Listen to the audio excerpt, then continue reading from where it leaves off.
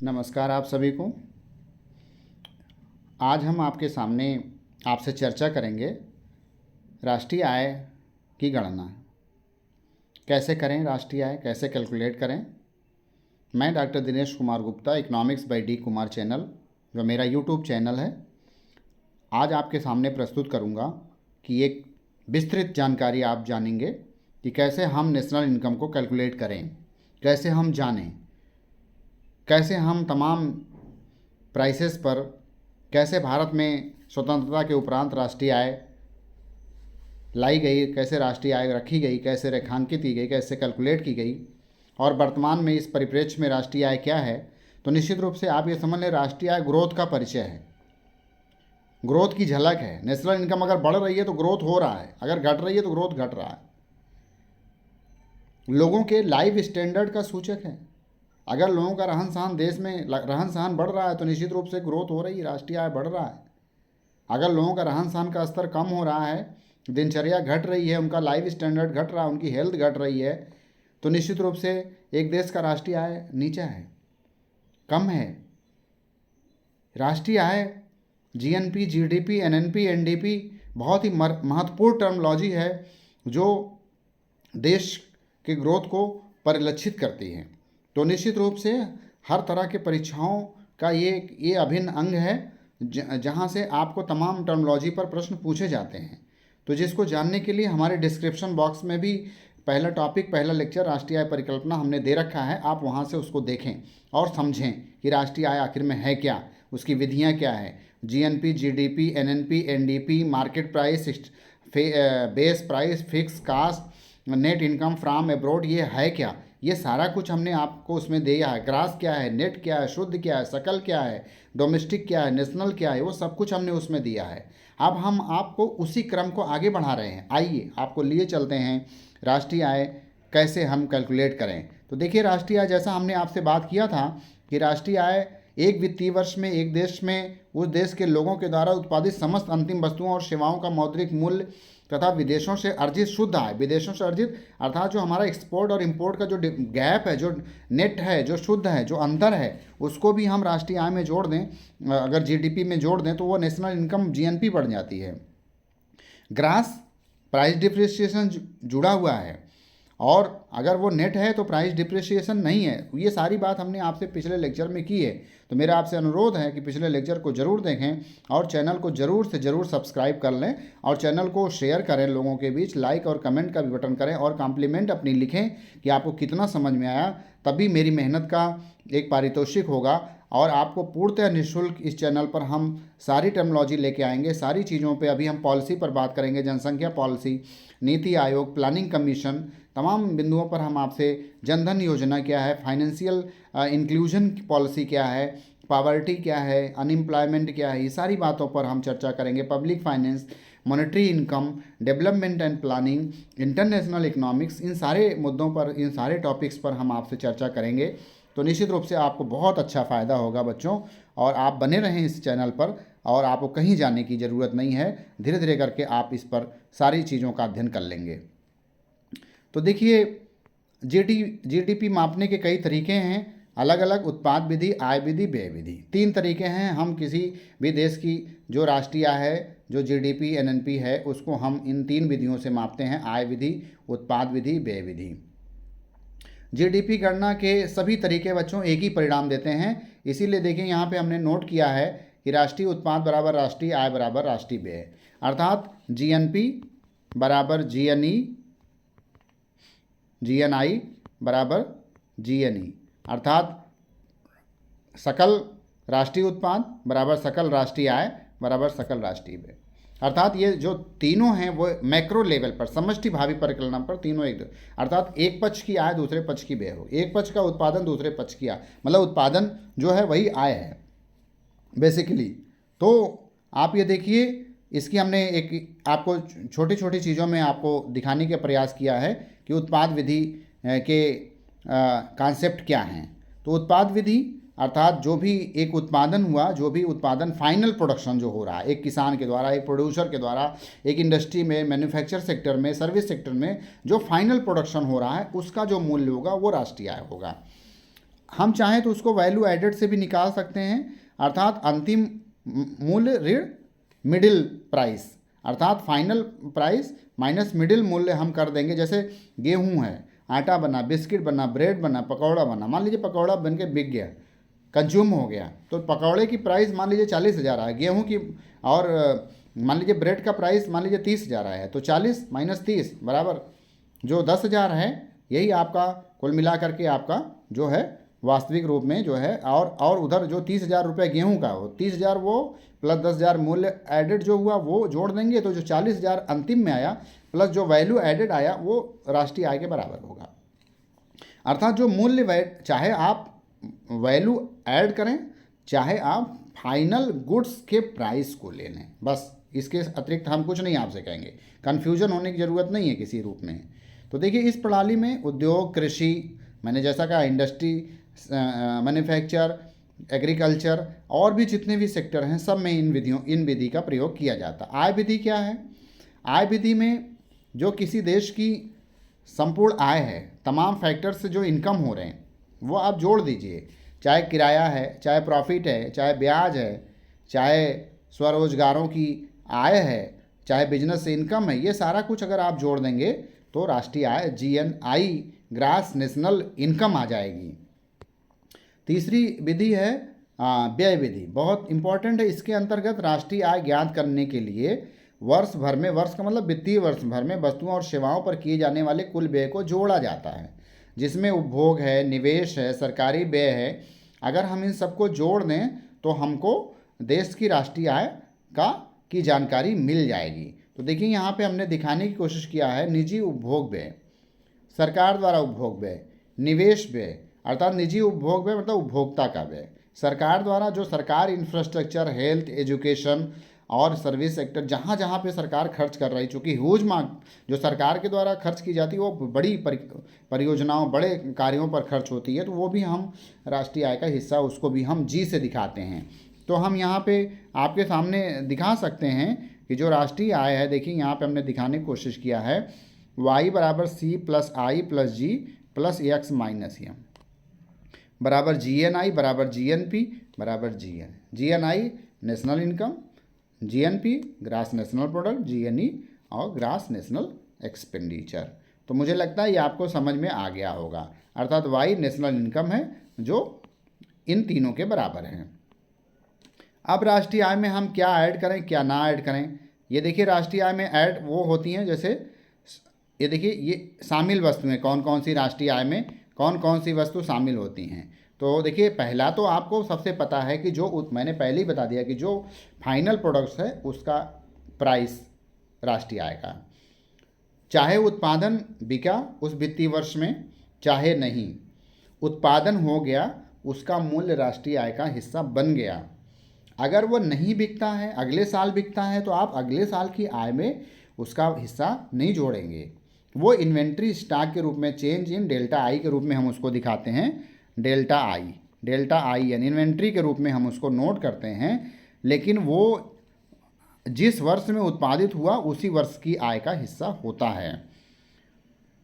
स्व उपभोग के लिए अंतिम वस्तु, अगर उपभोग के लिए भी आप वस्तुएं उत्पादित कर रहे हैं वो भी राष्ट्रीय आय का हिस्सा है। कोई आपके पास संपत्ति है, उससे किराया आपको मिल रहा, वो भी राष्ट्रीय आय का हिस्सा है। लेकिन राष्ट्रीय आय में किन किन वस्तुओं, कोई सहायक सामग्री है, अगर वो आपकी सहायता कर रही है तो निश्चित रूप से वो राष्ट्रीय आय का हिस्सा, क्योंकि उसका कोई प्राइस आप पे नहीं कर रहे हैं। स्थानांतरण भुगतान, क्योंकि जो सहायक है, चूँकि आपको तो जैसे मान लीजिए कोई आपका सहायक है, आपने 10,000 का काम किया और आपने सहायक अलग से रखा, उसको 2,000 दे रहे, तो उसका प्राइस उसी में इंक्लूड है, ना कि अलग से उसका कोई प्राइस आप राष्ट्रीय आय में नहीं जोड़ेंगे, उसका कंट्रीब्यूशन या उसका मूल्य। स्थानांतरण भुगतान जैसे उपहार है, बेरोजगारी भत्ता, स्थानांतरण मतलब एक जगह से दूसरे जगह पर हस्तांतरित कर दिया गया। जैसे पेंशन है, वो पूर्व में किए गए कार्यों का जो पूर्व में आपने कंट्रीब्यूट किया उसके बदले मिल रहे, तो वो ऑलरेडी आपकी राष्ट्रीय आय का पार्ट वो किसी वर्ष में हुआ था। अब आपके कल्याण के लिए, आपके जीवन को बढ़ाने के लिए सब्सिडी है, पेंशन है, वृद्धावस्था पेंशन है, ये सब चीज़ें सरकार प्रोवाइड करती है, तो ये राष्ट्रीय आय का हिस्सा नहीं होता है। वित्तीय सौदे, शेयर, ऋण पत्र, ये सब जो शेयर मार्केट में लेन देन हो रहे हैं वो भी राष्ट्रीय आय नहीं।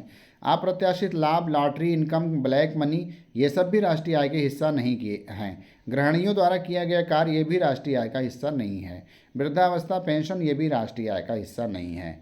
तो आप ये समझ लें, राष्ट्रीय आय का हिस्सा वही होगा जिसके परिणाम स्वरूप किसी देश की राष्ट्रीय आय में प्लस इम्पैक्ट हो रहा होगा, पॉजिटिव, जीरो भी नहीं, अगर प्लस प्रभाव हो रहा है। जैसे हमने आपको पढ़ाया, निःशुल्क का कोई मतलब नहीं, अगर हमने सशुल्क पढ़ाया, फीस लेके पढ़ाई, ग्रोथ तो हो रहा है लेकिन उसके बदले पारितोषिक भी मिल रहा है, तो राष्ट्रीय आय का हिस्सा होगा, अदरवाइज राष्ट्रीय आय का हिस्सा नहीं होगा। देखिए, राष्ट्रीय आय का पहला अनुमान, अब आप समझ लें बहुत ध्यान से, बहुत ही डीप और बहुत ही अच्छा प्रश्न यहाँ पे हमने आपके सामने विश्लेषण में रखा है। राष्ट्रीय आय का पहला अनुमान दादा भाई नौरोजी ने भारत में किया था 1867-68 के लिए। 1876 में इन्होंने अनुमान लगाया,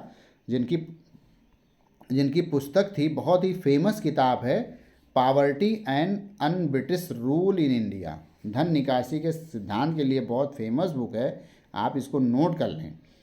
यहाँ पर उन्होंने ये हमारे सामने रखा कि भारत की पर कैपिटा इनकम 20 रुपये है। ये बहुत ही मतलब एक अनुमानित मूल्य था, बहुत ज़्यादा साइंटिफिक प्राइस इनकम नहीं ये बताई गई थी।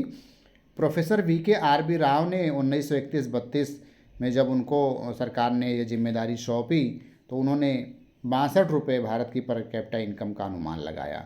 और VKRB राव भारत में पहली बार वैज्ञानिक गणना रखे राष्ट्रीय आय का। तो ये भी प्रश्न आपसे पूछा जाता है, किसने सर्वप्रथम वैज्ञानिक अनुमान लगाया।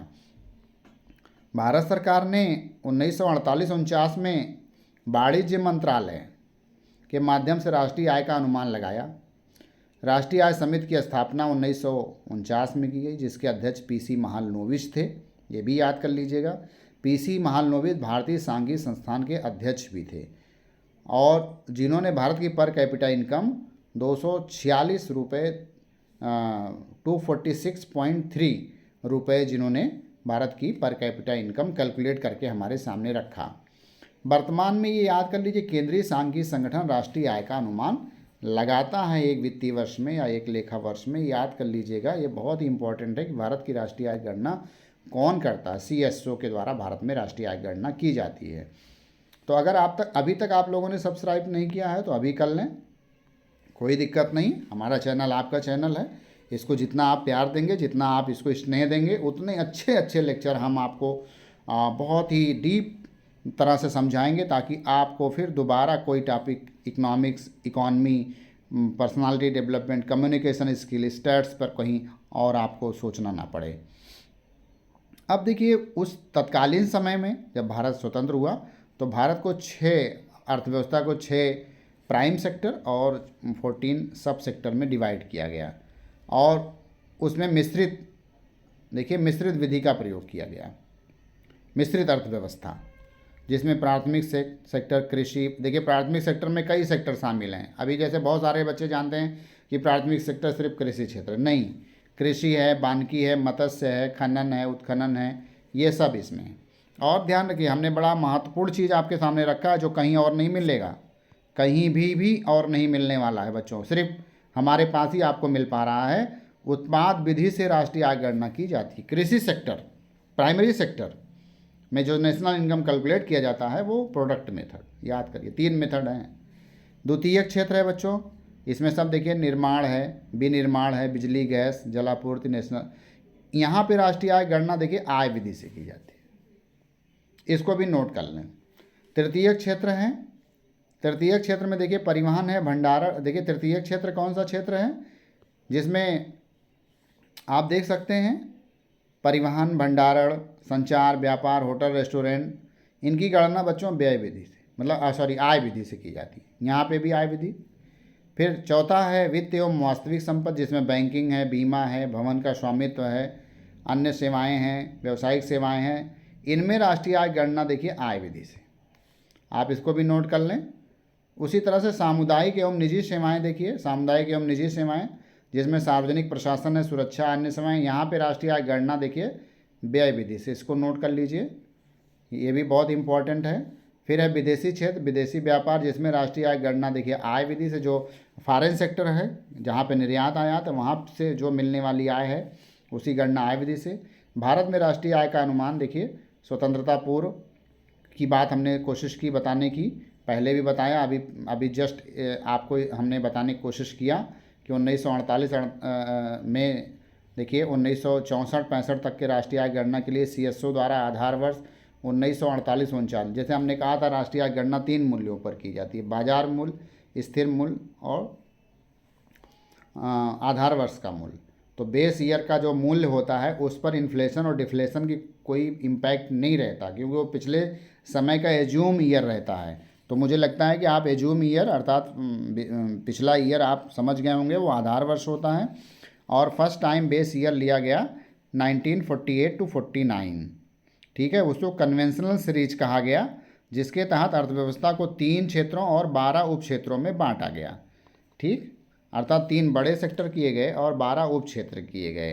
फर्स्ट टाइम तो उसको 6 क्षेत्र और 14, लेकिन जब थोड़ा सा उसमें संशोधन किया गया तो 3 बड़े सेक्टर और 12 सब सेक्टर में डिवाइड किया गया। संशोधित सीरीज आई बच्चों 48, 49, 60, 61, 70, 71, 80, ये सारे देखिए बेस ईयर, हमने सारे बेस ईयर आपके सामने रखा, बहुत मेहनत से ढूंढ के आपके सामने रखा। ये बेस ईयर ये भूलिएगा नहीं, प्रश्न पूछे जाते हैं, कोई एक ईयर आपको दे दिया जाएगा, पूछा जाएगा इसमें कौन सा बेस ईयर है। तो ये इतने बेस ईयर अभी तक भारत का जो केंद्रीय सांख्यिकी संगठन है राष्ट्रीय आय की गणना के लिए इतने बेस ईयर स्थिर मूल्य पर राष्ट्रीय आय के लिए 1948-49 से लेकर के देखिए 11-12, इसमें कई बेस ईयर हैं 60, 61, 70, 71, 80, 81, 93, 94, 99, 2000, 2004 and 5 एंड 2011 एंड 12।